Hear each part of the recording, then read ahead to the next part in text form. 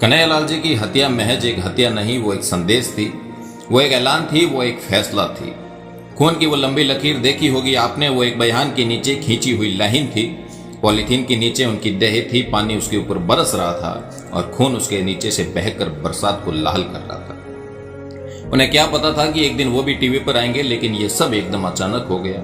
उन्हें यह भी नहीं पता था कि एक कपड़े सिलने वाला नामालूम एक दिन किसी जियाद के काम आएगा और उसका ऐसे कत्ल किया जाएगा जैसे एक बड़ी फतेह की जा रही। इस घटना के बाद पूरे देश में हलचल मच गई।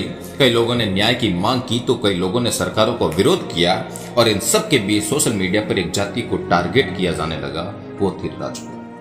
कई लोगों के कमेंट आने लगे कि लगता है कि शतरानी अब शेरों को जन्म देना बंद कर दिया है।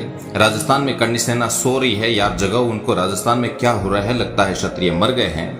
राजस्थान में हिजड़े बैठे हुए हैं, क्या हिजड़े राजपूत कुछ तो दिखाओ।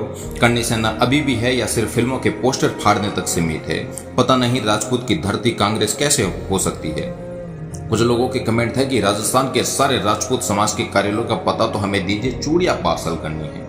ए मेवाड़ की गौरवशाली भूमि, ए मेवाड़ के योद्धाओं अपने भूमि की रक्षा कर। ऐसे हजारों लाखों कमेंट सोशल मीडिया पर वायरल होने लगे, फेसबुक पर लगातार पोस्टें जारी होने लगी और राजपूतों को टारगेट किया जाने लगा। आजादी के 75 साल बाद भी हिंदुस्तान के लोग क्षत्रियों से उम्मीद लगाए बैठे हैं, न कि सरकारों से। इन लोगों के इन कमेंटों में क्षत्रियों से मुझे उम्मीदें कम लेकिन गालियां ज्यादा लगी। कहीं न कहीं ये क्षत्रियों को गालियां देने लगे थे। उन्हें बता दूं कि जब कन्हैयालाल जी के साथ ये घटना घटित हुई तब भरे बाजार में कोई उन्हें बचाने नहीं आया। उस समय वहां खड़ा एक क्षत्राणी का जाया शेर ईश्वर सिंह बिना हथियार के ही उनसे भिड़ा और उनसे मुकाबले किया और वो खुद बुरी तरह से इसमें घायल हुए। उसके बाद जब उदयपुर से कन्हैयालाल की हत्या करके जिहादी उदयपुर से अजमेर के लिए फरार हो रहे थे तो दोनों आरोपी हाईवे का रास्ता न लेके आमेठ देवगढ़ से होकर अंदर के रास्तों से निकल रहे थे। जब ये सूचना राजसमंद जिले के ताल गांव के प्रहलाद सिंह चुंडावत और शक्ति सिंह चुंडावत को मिली तो उन्होंने वहां पे ढूंढना शुरू किया।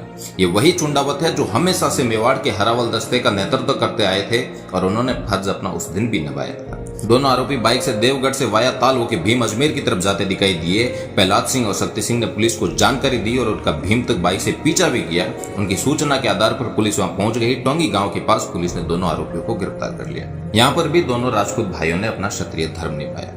अब मुझे समझ में यह नहीं आ रहा कि लोगों के मन में क्षत्रियों के प्रति ये जहर कौन घोल रहा है जिससे कि उनके दिमाग के अंदर ऐसे नेगेटिव कमेंट आते हैं।